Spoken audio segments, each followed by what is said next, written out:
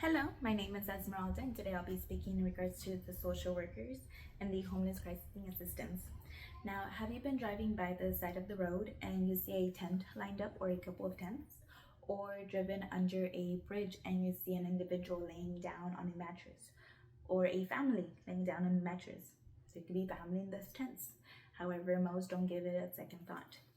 And today I'll be speaking in regards to two positives and two negatives about social workers and the homeless crisis assistance. Now, I have extensive knowledge in this topic due to the amount of research I have done and also taken a couple of social work classes where they talk about the homeless population and other minorities. Today specifically, I will be talking about the empowerment, the system advocacy social workers do, the lack of funding, and the lack of resources that they have to deal with. Now, many people might see an individual in those tents or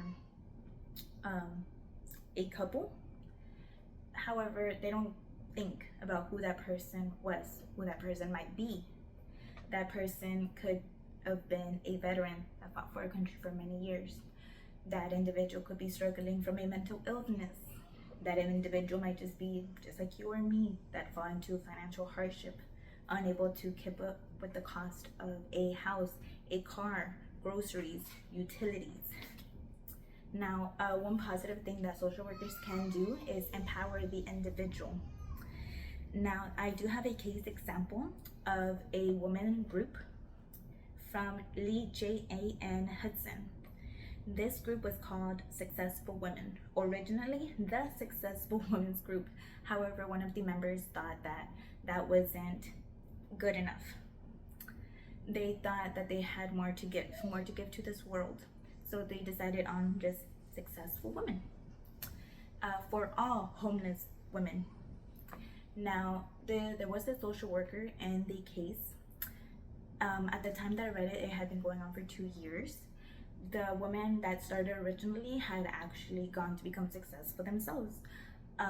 They had jobs, but they still maintained themselves as part and leaders of this group to help other newly homeless women. Now, a social worker can have different types of approaches and different promotions to the way that they empower an individual. They often promote reflection, thinking, and problem solving. But their goal is to cope and adapt the individual to their surroundings.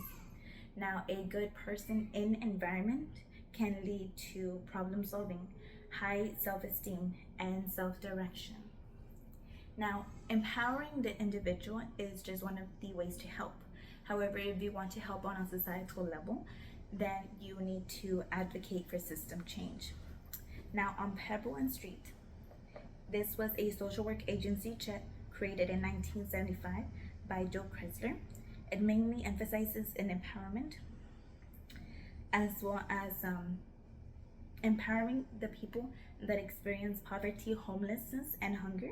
It provides accessible services for meals, counseling, and case management. Now, social workers have changed many things, advocating for them. One of them is going to be civil rights for all people, regardless of gender, race, faith, and sexual orientation. They have also fought for the prevention of child abuse and neglect. They have fought for Medicaid and Medicare for individuals to have access to healthcare, whether you're disabled, an elderly, or a person struggling financially. They have also fought for the rights for individuals that struggle with mental illness and disabilities to be treated humanely. Now, a social worker can advocate for change. However, they do run into the problem of lack of funding.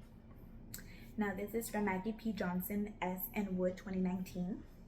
This is touching base on the short and long-term funding.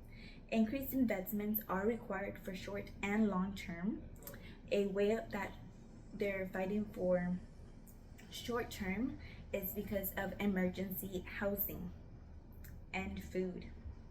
For long-term, they're fighting for housing first, which is a proven method to help a homeless individual, is a better way than the staircase method, which puts them on a hotel and then they transition them to a housing where there's a lot of rules, and then they try to get them on a house for themselves and a job.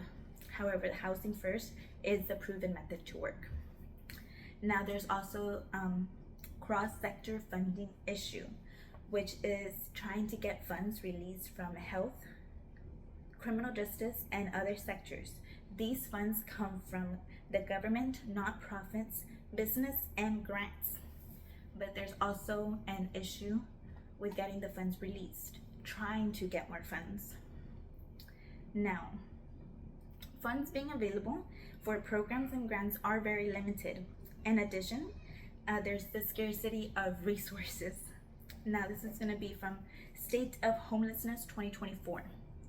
This is emergency shelters have increased more than 23%. From 2019 to 2023, the number of people who entered emergency shelters for the first time increased to more than 23%. Funding reaches less than half of the unsheltered. Time-limited bonuses for permanent housing, support, and mental and physical health, it reaches less than half. Now, there's a lot of people that are doubling up houses due to the financial necessity, and they have skyrocketed. They cannot go to pre-pandemic numbers. Now, optimistically, I hope that you're better informed about what social workers deal with and the crisis of the homeless population. Now, we do advocate for system reforms while also trying to help individuals empower themselves while addressing the lack of resources and funding. I hope now that you can better understand the positive and the negatives. Thank you.